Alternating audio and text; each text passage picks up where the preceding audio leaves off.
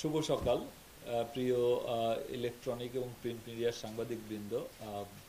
আপনারা অবগত আছেন যে গত 2016 সালের 25শে এপ্রিল কলাবাগানের একটি বাসায় জুলহাস মান্নান এবং তার বন্ধু মাহবুব তনয় নামে দুইজন খুন হয়। এবং সেই ঘটনাটিতে পরবর্তীতে দায়ও স্বীকার করে আনসারুল ইসলামের পক্ষ থেকে। তো সেই মামলাটি দীর্ঘদিন গোয়েন্দা শাখায় তদন্তাধীন ছিল। পরবর্তীতে 2017 সালের শেষ দিকে তদন্তভার counter terrorism and transnational crime ডিভিশনে ন্যস্ত হয়। তো এই ঘটনাটি ব্যাপক চাঞ্চল্য সৃষ্টি করে দেশে বিদেশে, কারণ জুলহাস মান্নান এবং মাহবুব তনয়, জুলহাস মান্নান একসময় ইউএসএআইডিতে কাজ করত, ফলে ইউএস এম্বাসি সহ সারা বিশ্বেই, যেহেতু তারা গে রাইট অ্যাক্টিভিস্ট ছিল, সেই হিসাবে বিষয়টি ব্যাপক চাঞ্চল্য সৃষ্টি করে। তো সেই মামলাটি তদন্ত করতে গিয়ে অর্থাৎ 2017 সালের শেষ দিকে আমরা তদন্তভার গ্রহণ করার পরেই এই মামলাটির রহস্য উদ্ঘাটিত হতে থাকে এবং এই রহস্য উদ্ঘাটন করে দেখা যায় যে এই ঘটনার সাথে এখন পর্যন্ত আমাদের প্রাপ্ত তথ্য মতে মোট 13 জন বিভিন্ন পর্যায়ে জড়িত ছিল, যারা সকলেই আনসারুল ইসলামের নেতা এবং সংগঠক। তো এর মধ্যে গতকাল সন্ধ্যায় টঙ্গীতে অভিযান চালিয়ে এই ক্লার গ্রুপের একজন অন্যতম সদস্য আসাদুল্লাহ ওরফে ফখরুল ওরফে ফয়সাল ওরফে জাকির ওরফে সাদিককে, যার বয়স 25 বছর, গতকাল তাকে গ্রেপ্তার করা হয়েছে। তো এই ঘটনাটিতে আপনারা অবগত আছেন যে সিসিটিভিতে, কাছাকাছি একটা সিসিটিভিতে দৌড়ানোর দৃশ্য দেখা গিয়েছিল কয়েকজনের। তো আমরা এই তদন্তের এই পর্যায়ে আমরা মোট 4 জনকে এই ঘটনার সাথে, সরাসরি ঘটনার সাথে সম্পৃক্ত হিসাবে গ্রেপ্তার করতে সক্ষম হয়েছি, যাদের ভিতরে 3 জন স্বীকারোক্তিমূলক জবানবন্দি দিয়েছে। তো তাদের থেকে প্রাপ্ত তথ্যাদি, অর্থাৎ তাদের জবানবন্দি পর্যালোচনা এবং অন্যান্য সূত্র থেকে প্রাপ্ত তথ্য পর্যালোচনায় দেখা যায় যে এই ঘটনার সাথে সম্পৃক্ত যে 13 জনের কথা বলেছি, তারা বিভিন্ন পর্যায়ে, কেউ নির্দেশদাতা, কেউ এই যে ইন্টেলিজেন্স কালেকশন করেছিল, অর্থাৎ এই জুলহাস মান্নানের যাতায়াত, কখন যায় কখন আসে, এই সমস্ত তথ্য, কখন তাকে বাসায় পাওয়া যাবে, এই বিষয়ে তথ্য সংগ্রহ করেছিল। এবং আমরা বিভিন্ন সময় বলেছি যে আনসারুল ইসলামের একাধিক গ্রুপ থাকে, অর্থাৎ যারা অপারেশনাল গ্রুপ থাকে, কিলার গ্রুপ বা অপারেশনাল গ্রুপ, আর একটা থাকে ইন্টেল গ্রুপ, যারা ইন্টেলিজেন্স কালেকশন করে। তো এই ইন্টেল, আমরা নিশ্চিত হয়েছি যে ওই দিন মোট 7 জন উপস্থিত ছিল, যাদের ভিতরে 5 জন ছিল কিলার গ্রুপের সদস্য এবং 2 জন ছিল ইন্টেল গ্রুপের সদস্য। তো আমরা এই 5 জনের, যে 5 জন কিলার গ্রুপের সদস্য হিসাবে ভিতরে প্রবেশ করেছিল, তো সেই ক্ষেত্রে আপনারা জানেন যে এখানে দারোয়ানকেও আহত করা হয়েছিল এবং দারোয়ানদের আটকে রেখেছিল 2 জন, আর 3 জন ভিতরে ঢুকেছিল। তো এই 5 জনের 2 জনকে আমরা গ্রেপ্তার করতে সক্ষম হয়েছি। তাদেরই একজন আসাদুল্লাহ ওরফে ফখরুল ওরফে ফয়সাল, জাকির ওরফে সাদিক। আর ইতোপূর্বে আমরা আরাফাত নামে আরো একজনকে গ্রেপ্তার করেছিলাম, যে স্বীকারোক্তিমূলক জবানবন্দি দিয়েছে, সেও আসলে এই 5 জনের একজন ছিল। তো এই 2 জনই, আর ইন্টেল গ্রুপের জাবেদ ওরফে জুবায়ের, আর একটা হলো সাইমন, এই 2 জনকে আমরা গ্রেপ্তার করেছি। অর্থাৎ এই মোট গ্রেপ্তারকৃত 4 জনের ভিতরে 3 জন ওই দিন সরাসরি ঘটনাস্থলে উপস্থিত ছিল। আর বাকিদের আরেকজন যিনি গ্রেপ্তার হয়েছে, সেও আসলে ইন্টেল গ্রুপের সদস্য এবং ঘটনার আগের দিনও রেকি করে গিয়ে তথ্যাদি সরবরাহ করেছে। তো এই 4 জনের ভিতরে 3 জন বিস্তারিত ঘটনার সাথে, আর বাকিদের আরেকজন যিনি গ্রেপ্তার হয়েছে, সেও আসলে ইন্টেল গ্রুপের সদস্য এবং ঘটনার আগের দিনও রেকি করে গিয়ে তথ্যাদি সরবরাহ করেছে। তো এই 4 জনের ভিতরে 3 জন বিস্তারিত ঘটনার সাথে তাদের দায় স্বীকার করে বিস্তারিত জবানবন্দি দিয়েছে।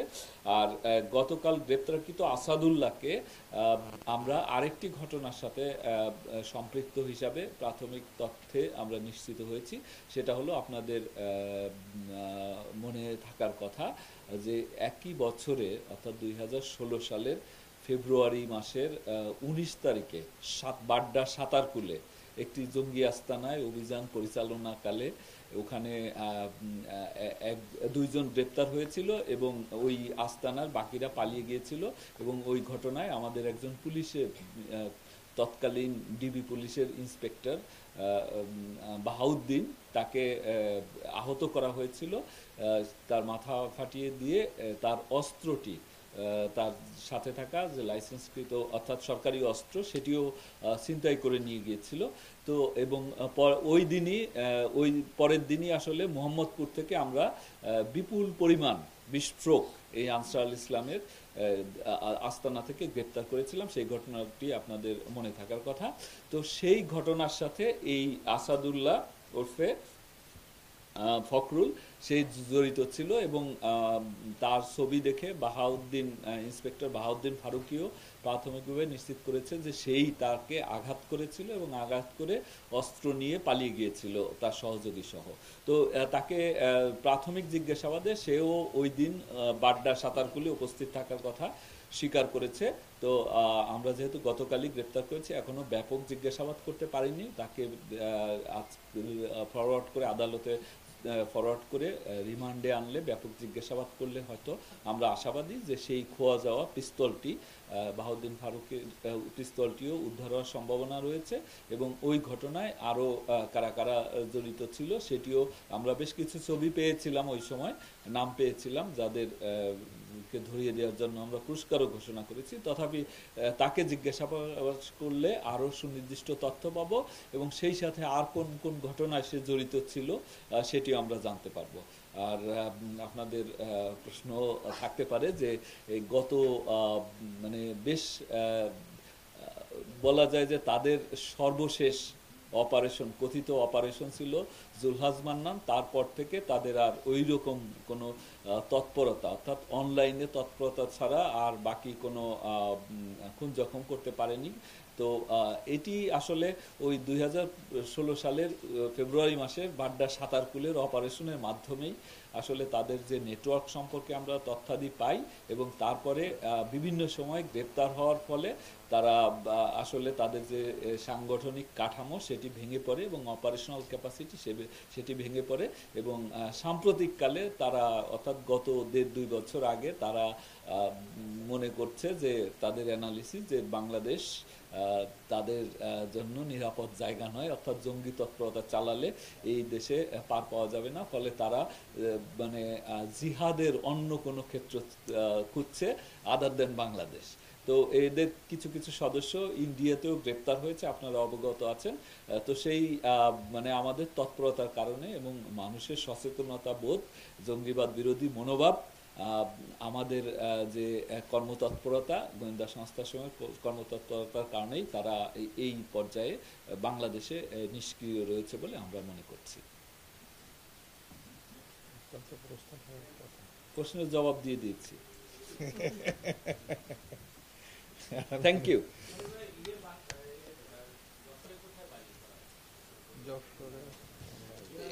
তার বাড়ি আসলে মহেশপুর, ঝিনাইদহে মহেশপুরে। সে এখানে একটা মাদ্রাসায় মদনপুর, ঝিনাইদহ মদনপুর দাখিল মাদ্রাসা থেকে পাশ করে যশোর পলিটেকনিক ইনস্টিটিউটে মেকানিক্যাল ইঞ্জিনিয়ারিং পড়েছে এবং পরবর্তীকালে সে পেশা হিসাবে মানে একদিকে জঙ্গি তৎপরতা আর একদিকে এই মোবাইলের কাবার টাবার এইগুলো মেইনটেন কিছুদিন কাজ করেছে যশোরে। এরপরে সে টঙ্গীর দিকেই তার যে তৎপরতা সেটি অর্থাৎ তার সাংগঠনিক তৎপরতা পাশাপাশি জীবিকা নির্বাহের জন্য এগুলো করছিল।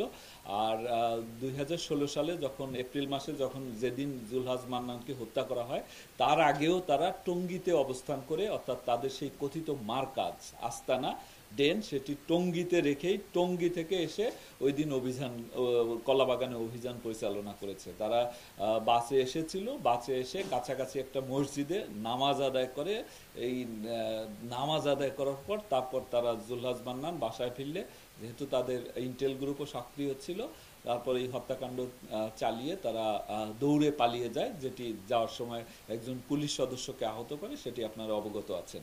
আর এই আসাদুল্লাহর যে পারিবারিক ইতিহাস হলো তার বাবা স্থানীয় জামাতের রোকন ছিল এবং সেও ছাত্র জীবনে একটা সময় ছাত্র শিবিরের রাজনীতির সাথে জড়িত ছিল।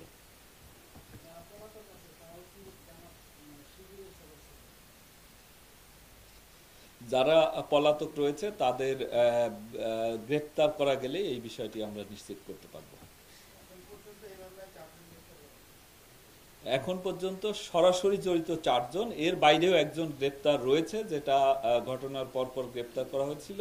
তার সম্পৃক্ততা সম্পর্কে আমরা এখনো নিশ্চিত হতে পারিনি।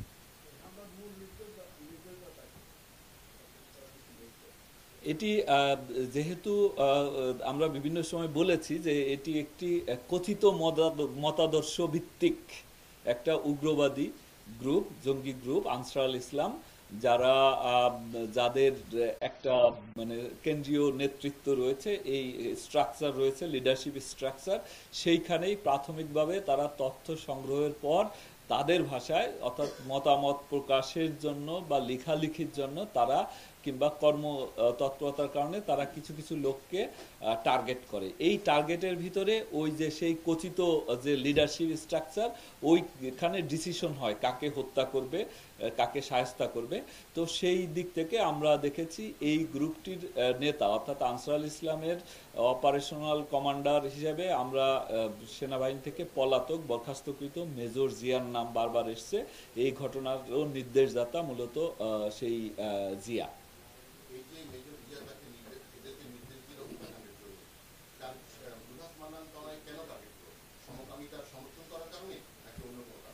তারা যেহেতু জুলহাজ মান্নান এবং মাহবুব তনয়, তাদের ভাষায় রংধনু নামে একটা মানে সমকামিতাকে এই প্রমোট করার জন্য যে আন্দোলন, এক ধরনের আন্দোলনই করছিল, সেই কারণেই তারা এই তাদেরকে টার্গেট করা হয়। ধন্যবাদ সবাইকে।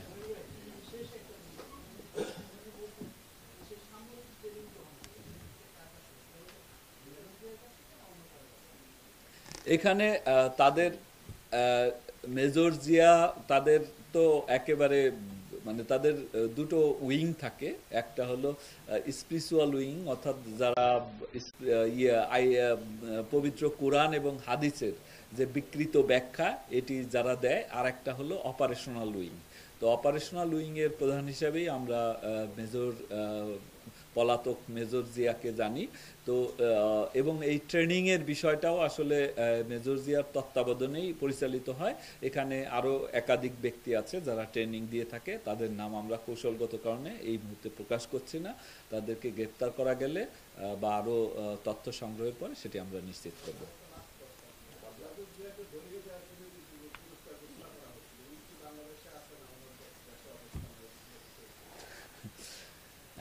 মেজর জিয়ার হোয়ার অ্যাবাউটস সম্পর্কে আমাদের সুনির্দিষ্ট কোনো তথ্য নাই, যেহেতু পুরস্কার ঘোষণা বিষয়টি এখনো ওপেন আছে।